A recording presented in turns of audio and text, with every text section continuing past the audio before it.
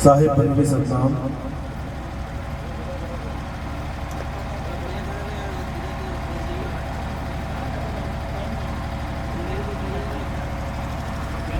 गुमन लाल पटेल, गुमन लाल उप सरपंच जी जहाँ कहीं भी हो वो मंच पर आए और गुरु जी को माल्यार्पण से स्वागत करें।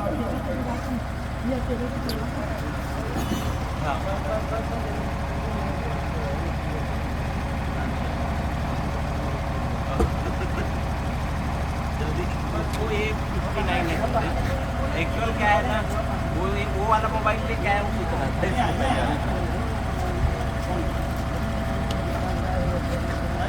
पहले टेबल लगा दे, कोई तो टेबल पे लिए तो बोल रहे हैं टेबल लगेगा तत्पश्चात ये माल्यार्पण को विराम देते हुए अब आगे की ओर वो गुड़िया है ना, आगे की ओर कार्य प्रारंभ होगा। तो सभी भगत भाइयों से फिर से मेरा निवेदन, सादर निवेदन कि वो अथय स्थान बैठकर पंडालों में से इस सत्संग समारोह का आनंद लें और अपना अमूल्य जीवन का लाभ उठाएं। तो श्री सद्गुरुदेव नितिन साहब जी से सबो मोर प्रेम भाई मन से तरफ से सभ्य गांव के नगर नारी के नगर निवासी के सबो दाई दीदी भैया की तरफ से मोर निवेदन है सदगुरु नितिन साहब जी के चरणों में कि वो हम अधम जीवों को अपने मधुर वाणी से हमें इस भवसागर पार होने की तब तक किसी ने चला रास्ता बताकर हमें हिदायत करें। बोल श्री सदगुरुदेव नितिन साहब जी की जय, श्री सदगुरुदेव बैराग साहब जी की जय, श्री सदगुरुदेव सत्य कबीर साहब जी की जय।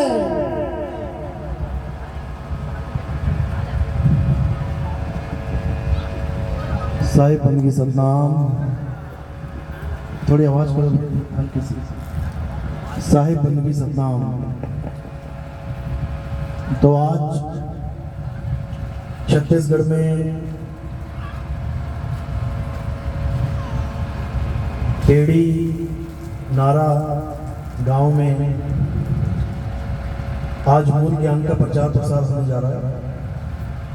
बहुत बड़े भाग हैं उन जीवों के जो इस ज्ञान को आज सुन पाएंगे, और उससे भी बड़े भाग हैं उन जीवों के जो इस ज्ञान को थोड़ा सा भी समझ पाएंगे।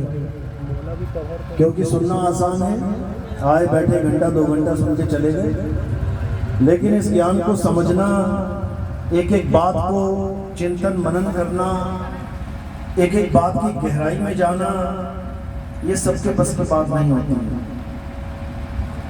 जिस पर परमपिता परमात्मा की मोहर लगी होती है, जिस पर मालिक की दया होती है, जिस पर बंदी छोड़ की कृपा होती है, केवल वही इस ज्ञान को समझ पाते हैं। नहीं तो किसी के बस की बात नहीं है कि इस ज्ञान को समझ पाए। बड़े बड़े ऋषि मुनि, पीर, पैगंबर, औलिया, बड़े बड़े तपस्वी, बड़े बड़े जपी, बड़े बड़े सन्यासी इस मूल ज्ञान को नहीं समझ पाए और अपना पूरा जीवन जप में, तप में, पूजा पाठ में, हवन यज्ञ में, तीर्थों के स्नान में, चारों धाम में, पर्वतों के परिक्रमा करने में, नदियों की परिक्रमा करने में, इसी में बिता के चले गए, लेकिन इस मूल ज्ञान को नहीं समझ पाए। तो आज इस मूल ज्ञान का खुलासा करेंगे, इस अद्भुत ज्ञान का खुलासा करेंगे, जिस ज्ञान को पाने के लिए बड़े बड़े राजा महाराजाओं ने अपना राजपाट त्याग दिया, बड़े बड़े ऋषि मुनियों ने अपना घर बार त्याग दिया। आज उस ज्ञान का खुलासा करेंगे। तो सत्संग शुरू करने से पहले परमात्मा के नाम पे जयकारा लगाएंगे। बोलिए परमपिता परमात्मा की जय, सद्गुरु बंदी छोड़ कबीर साहेब की जय, सद्गुरु बैराग साहेब की, सतगुरु राम सेवक साहेब की, सतगुरु मदन पति साहेब की, सभी संतों की, सभी भक्तों की, सत्संग कराने वालों की, इस गांव नगर बस्ती की, आज के आनंद की, सकल हंस को बंदगी साहेब बंदगी सकल। तो आज वो शुभ दिन आया है इस गांव में जब मालिक के मूल ज्ञान का प्रचार होने जा रहा है, क्योंकि ये वो ज्ञान है जो कबीर साहब ने 600 साल पहले इस धरातल पर इस ज्ञान को रखा तो इस युग का नाम ही बदल दिया। क्या नाम है इस युग का? कलयुग। कलयुग में ही एक युग ऐसा आया था जब कबीर साहब इस संसार में आए थे, उस युग का नाम रख दिया गया भक्ति काल, भक्ति युग। ये भक्ति युग की बात चल रही है 600 साल पुरानी। जब कबीर साहब आए तो उस समय का नाम भक्ति काल रख दिया गया, भक्ति युग रख दिया गया। उस समय संतों को उन्होंने वो दिव्य ज्ञान प्रदान किया जिसके बाद एक अद्भुत ज्ञान का प्रवेश हुआ। वेदों से, पुराणों से, गीता भागवत से, सब ग्रंथों से परे का ज्ञान जिसको मूल ज्ञान कहते हैं। जब वो मूल ज्ञान इस संसार में आया तो सब संतों ने उस मूल ज्ञान के आधार से भक्ति करना शुरू किया। उन्होंने जीते जी परमात्मा को पाया। कहते पायो में नाम रतन धन पाया, जीते जी पाया, मरने के बाद नहीं। ये सारे ग्रंथ हमें मरने के बाद स्वर्ग की प्राप्ति, मरने के बाद गोलोक की प्राप्ति, मरने के बाद शिवलोक की प्राप्ति, मरने के बाद जन्नत, मरने के बाद स्वर्ग, ये हमें मरने के बाद की प्राप्ति करवाते रहे। और जब कबीर साहब आए उन्होंने क्या बोला? संतों जीवत ही करो आशा। कहते जब तुम खाना जीते जी खा रहे हो, तुम पानी जीते जी पी रहे हो, तुम हर काम जीते जी कर रहे हो, तुम मुक्ति मरने के बाद क्यों ले रहे हो? मुक्ति भी मरने के बाद का सामान नहीं है। कहते हैं अबहू मिला तो तबहू मिलेगा और नहीं तो जमपुर वासी। अगर तुम्हें आज मुक्ति नहीं मिली तो भूल जाओगी कल मिलेगी। ये जीते जी का सौदा है। अगर प्यासे सो जाओगे तो सपने भी प्यासे ही आएंगे। नदियां ढूंढते फिरोगे, पानी ढूंढते फिरोगे। तो सोचो एक 6 घंटे की नींद हम बिना पानी के नहीं गुजार पा रहे हैं क्योंकि बिना पानी पिए सो गए। तो मरने के बाद का जीवन कैसे गुजारेंगे? जब शरीर छूट जाएगा तो बिना मुक्ति के कैसे मुक्त होंगे?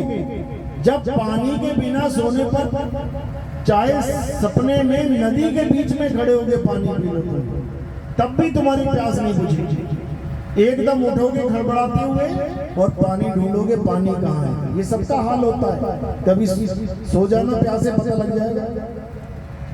तो कबीर साहब यही समझा रहे हैं, कह रहे अब हूँ मिला तो तब हूँ मिलेगा, नहीं तो जमपुर वासी। अगर आज तुम्हें परमात्मा मिल गया तो समझो तब भी मिल गया जब शरीर छोड़ोगे, और आज नहीं मिला तो तब भी नहीं मिलेगा।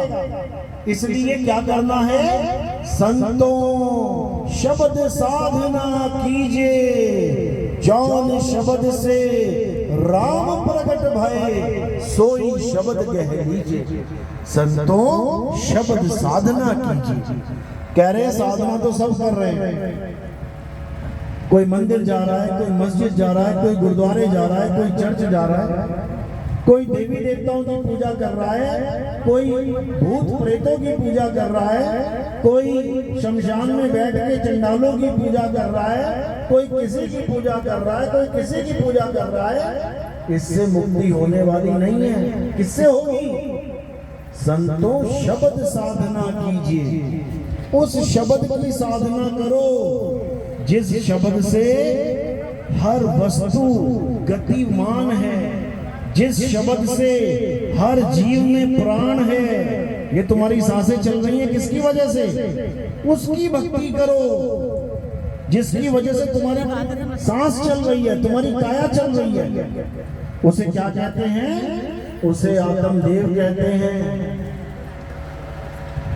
इसको आत्मदेव कहते हैं। आत्मदेव की साधना करनी है। अब तो साहिब यही समझा रहे हैं, जल में मीन प्यासी मोहे देखत आवे हासी, आत्म ज्ञान बिना नर भटके, कभी काबा कभी काशी।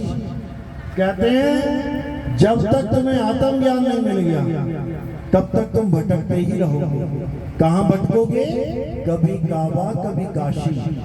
काबा में कौन जा रहा है? जितने भी मुसलमान भाई हैं ये सब कहाँ जा रहे हैं? भागे भागे ये काबा की तरफ भाग रहे हैं। और जितने हिंदू भाई हैं ये कहाँ जा रहे हैं? भागे भागे ये काशी की तरफ भाग रहे हैं। मुसलमान भाई सोच रहा है कि काबा जाके अल्लाह मिल जाएगा, जन्नत मिल जाएगी, और हिंदू भाई सोच रहा है काशी में जाके जन्नत मिल जाएगी।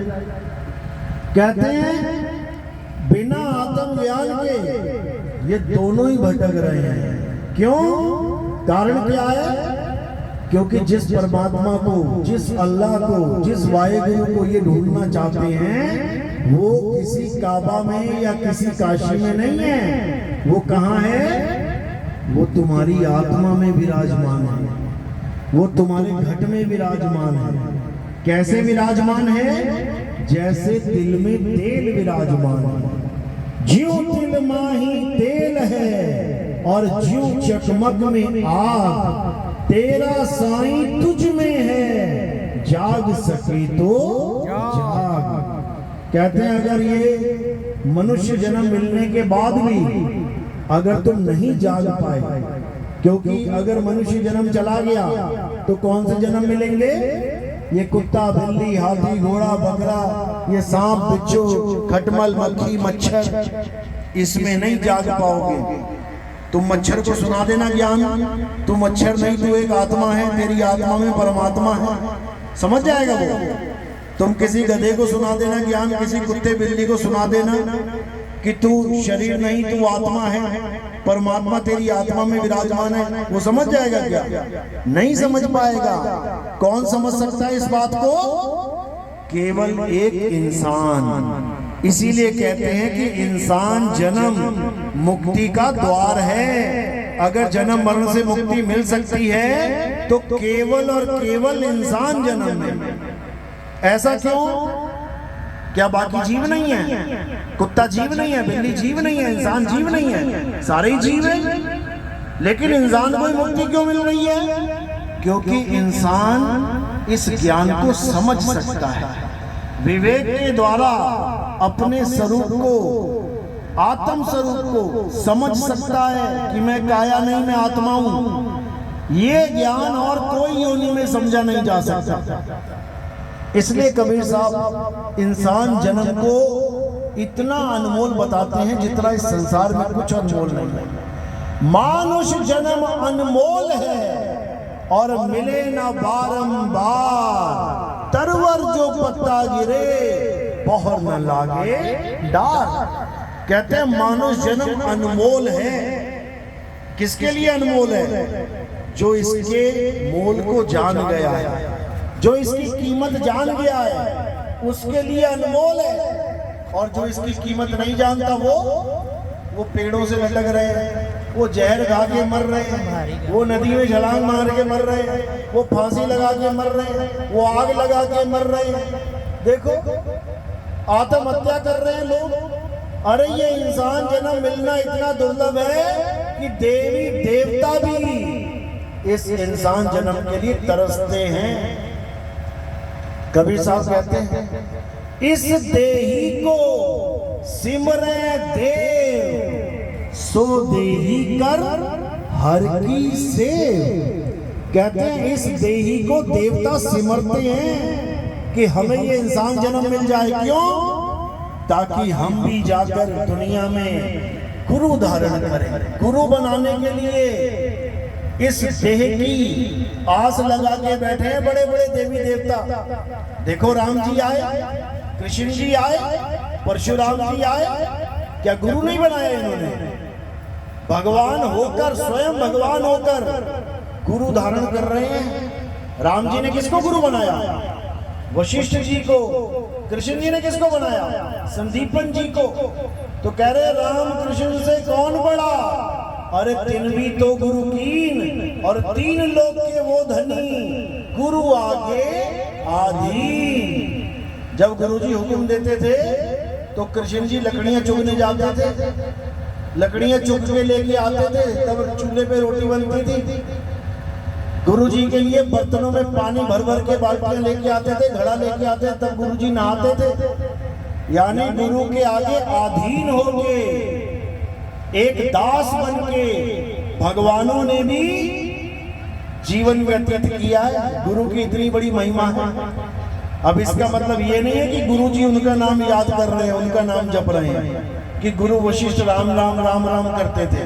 तुम्हें तो राम राम करवा दिया, क्यों? भगवान बना के कि राम जी भगवान है, तुम भगत हो, राम राम करो। गुरु वशिष्ठ के शिष्य राम हैं, तो गुरु वशिष्ठ कौन सा नाम जपते थे? चेले का नाम जपेंगे क्या? बिल्कुल नहीं। कभी गुरु वशिष्ठ और राम जी की वार्तालाप पढ़ना, गुरु चेला संवाद पढ़ना, तुम्हें समझ में आएगा, तुम्हें पता लगेगा कि आखिर राम जी को ज्ञान क्या दिया था गुरु जी ने। वहां पर आत्मा का जिक्र है कि हे राम, अगर इस जन्म मरण से मुक्ति चाहते हो तो आत्मा का ज्ञान प्राप्त करो, आत्म ज्ञान प्राप्त करो। यही ज्ञान कृष्ण जी को दिया गया था कि हे कृष्ण, अगर मुक्ति प्राप्त करना चाहते हो तो आत्मा को जानो, आत्म तत्व को पहचानो। ये आत्मा ही इस दुनिया में सनातन है, ये आत्मा ही आदि पुरुष है, इससे बड़ा और कोई नहीं है। तुम्हारे हमारे जन्म होंगे, हमारी काया हम छोड़ देंगे, लेकिन ये आत्मा ये कभी जन्म मरण में नहीं आती। गीता में इसी का ज्ञान समझाया गया। हे अर्जुन, ये आत्मा अजन्मा है, नित्य है, शाश्वत